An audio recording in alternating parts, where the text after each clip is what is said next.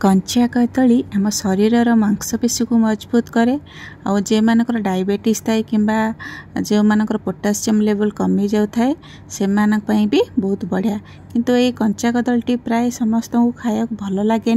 आज आसतु मुझे कंचा कदलीर एमती एक रेसिपी आपण मानक शेयर करी जहाँ आपण निरामिष दिन में हो कि आमिष दिन में हो आपण पनीर छतु आमर चिकेन हो कि मटन हो सबूर सब्स्टिट्यूट भाव में ताको नहीं पारे। नमस्कार, मु प्रियंका, मो चैनल को अनेक अनेक स्वागत। जदि मो चैनल को आपण एजे सब्सक्राइब करना तेबे प्लीज जल्दी जल्दी सब्सक्राइब करी बेल बटन को प्रेस करनियंतु और ऑल बटन को सिलेक्ट करनियंतु। ताले आसंतु स्टार्ट करिबा आजिर रेसिपी। सेतिपई देखंतु मु नेइची 5टी कंचा कदली। या परे याको चोपा को आम छड़े नबा पनिकी हो किंबा छुरी हो आपनकर जा सोत्री सुविधा हम से आप छड़े पारे। देखो तो प्रथम से मुझे 2 फाड़ लेखा कर काटी देकी लुण पानी रे पके देची।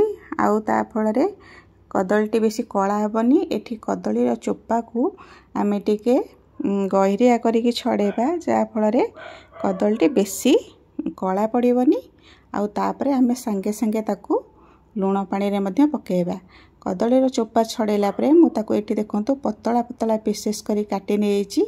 गोटे फाळ कदलीरु मु एमती 3-4 पीस बाहर कर नेइची। एठी देखंतु 5टी कदली को काटिकी एतिकी ताकू सरू सरू पीस रे काटी नेइची एवं पानी रे पकेकी रखी देइची। एबे आमे आ गोटे मसला बनेबा जोथरे कि मु अदा रसुण पेस्ट 2 चम्मच नेइची। वर्तमान आमे जो पेस्ट बनेबा सेथिरे आमे काटिथिबा कदली पीसेस को मैरिनेट करिबा। आ देखंतु से अदा रसुण पेस्ट रे मु स्वाद अनुसार लुण देइची। आउ तापरे मु एठी किछि पाउडर मसला व्यवहार करिबी जेमति कि हळदी गुंड आउ काश्मीरी लंका गुंड आउ गरम मसला। तापरे याको मु भल्ल भाबरे पूरा मिक्स करि नेबी। भल्ल भाबरे मिक्स कला परे आमे से जो कदली पीसेस काटी थिबा ताकू आनिकी एई मसला रे भल्ल भाबरे कोटिंग कर दबा। एटी देखंतु सब कदली पीस गुडा को मु केमती एपट सेपट करिकी मसला रे कोटिंग करि नै जाईची। एई प्रोसेस रे आपण सब जाक कोटिंग करि नेबे। एटी देखंतु रेडी।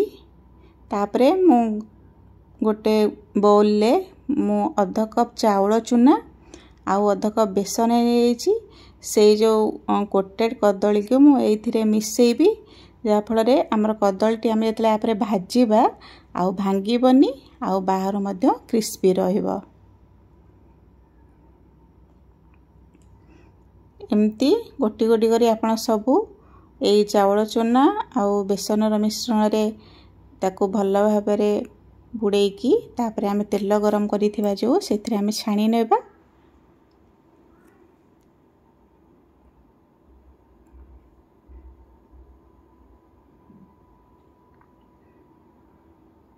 एठी देखंतु आस्ते आस्ते आमे ताको अलगा साइड को उल्टे दबा।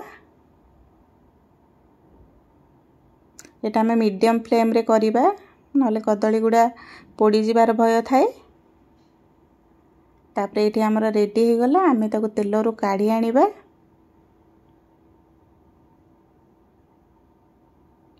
आ सेही प्रोसेस रे आमे जो बाकी कदली पीस गुडा थिबो आमे ताको मध्य एठी छाणी नै जिबा।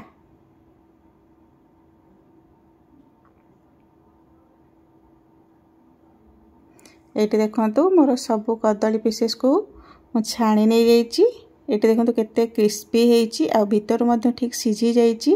प्राय 80 भाग सिझी जाईची। एठी जो बाकी अधिका तेल थिला आमे ताको काढी दबा। मात्र 2 चम्मच तेल रखिबा। तापरे से तेल गरम करिबा। आमे सेते गोटे चम्मच जीरा दे दबा। आउ पूरा छोट कटा आमे अदा रसुण आ कंचा लंका पकेबा। अपन चाहिले एटी अदा रसुण रो पेस्ट मध्य यूज करि परिबे किंतु छोट छोट काटी के पकेले सेटा ग्रेवी रे पाटी को लागि थाए आ तार टेस्ट टा बढ़ी थाए। तापर मु गोटे कप पियाज काटिक रखी पूरा छोट छोट ताको ये दे देइछि आउ ताको टिके हल्का बादामी रंग होला जाए भाजी नहीं जाउछि। तापर मु एथिरे हळदी गुंड आउ काश्मीरी लंका गुंड दे दोछि आउ एठी मु धनिया पाउडर जीरा पाउडर मध्य दे दोछि आउ ताको मसला रे भल भाबे मिसै नहीं जाउछि। तापर मु एठी गोटे बड़ टमाटर प्यूरी दे दोछि ताको मध्य मसला सहित भलसे मिसै नहीं जाउछि।